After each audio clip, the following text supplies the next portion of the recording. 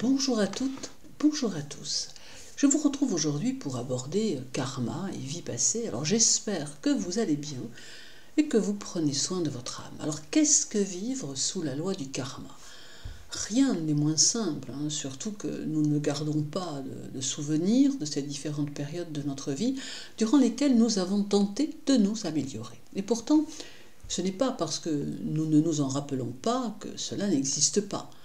Nous, en tant qu'individus avec la conscience que nous avons dans cette vie, nous pensons n'avoir aucun souvenir de nos passés, mais notre âme, avec laquelle nous cohabitons, elle, garde vivace en elle les souvenirs de ce que nous avons été, puisqu'elle tente de nous aider, de nous guider, si nous prenons la peine de l'écouter. Et cela n'est pas si facile quand nous ne passons pas pour des illuminés, lorsque nous pensons être à son écoute. Mais finalement, qu'importe. Le passé, le futur existent, même si nous n'en avons que de vagues notions. Et il faut ici faire la différence entre notre vie et nos vies d'un autre temps, pour comprendre que nos lointains passés et nos possibles futurs se bousculent dans l'ombre pour tenter de nous aider à nous comprendre, afin d'améliorer notre karma, pour mieux pouvoir le dépasser et devenir conscience et âme réunifiées. Mais pour le comprendre, il faut s'ouvrir à ce qu'est la loi du karma et de la réincarnation. Pour comprendre nos vies, il faut nous pencher sur notre condition et sur les possibilités qu'elle nous offre, car nous subissons la vie que nous avons choisie et la résultante des actes que nous avons commis dans nos vies passées.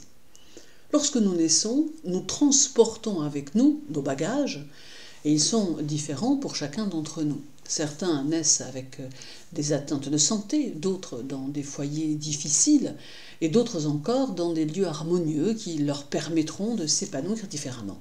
Mais ici, il n'y a aucun hasard. Certes, nous avons choisi les vies que nous menons, même si nous n'en avons plus le souvenir. Mais il existe aussi une part de déterminisme qui ne fait pas la part belle au libre arbitre. Alors bien sûr que le libre arbitre existe, mais il n'est pas ce que nous croyons et ne se positionne pas là où nous le pensons. Le libre arbitre intervient dans notre quotidien, mais pas dans notre réincarnation. Notre réincarnation est le fruit des actions que nous avons menées et dans lesquelles nous n'avons pas su réagir comme il le fallait. Et c'est ici qu'intervient le libre arbitre, puisqu'il nous conduit à prendre consciemment des décisions qui vont ou non aller dans le sens de notre karma. Si nous parvenons à comprendre les situations que nous traversons et parvenons à adopter la bonne ligne de conduite, alors nous nous élèverons et purifierons notre karma, nous permettant de passer à une nouvelle étape. Tant que nous n'aurons pas compris notre leçon, nous serons de retour dans une nouvelle vie afin de parvenir à la comprendre, et cela n'a aucune limite de temps.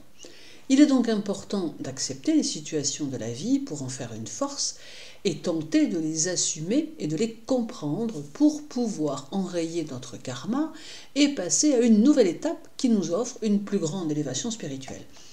Mais tout ceci, néanmoins, a un prix et aucun d'entre nous ne pourra évoluer de la même façon. Notre évolution dépendra de notre envie de comprendre ce à quoi nous sommes confrontés et de trouver la réponse adéquate à la situation. Nous sommes contraints de faire des efforts afin d'apprendre à devenir différents si nous voulons évoluer dans notre quête personnelle. Aucun individu n'est réellement égal dans cette vie et aucun individu ne le deviendra, car nous avons tous séparément un chemin à parcourir différent pour chacun d'entre nous.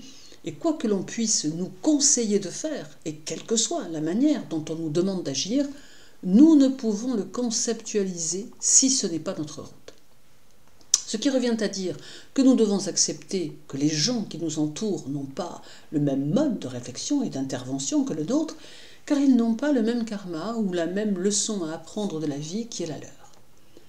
Nous vivons tous sous la même loi karmique, mais nous nous tenons chacun à un échelon différent de la perfection. Nous ne devons pas cesser de gravir les marches de notre vie, une à une, mais elles seront toujours soumises aux étapes que nous avons franchies. À nous de nous assurer de la stabilité de notre évolution en choisissant des marches sûres et stables plutôt que des escaliers vermoulus et peu fiables. À nous de faire nos propres choix vers la sagesse grâce à notre libre arbitre pour compenser nos actes passés à épurer et dépasser.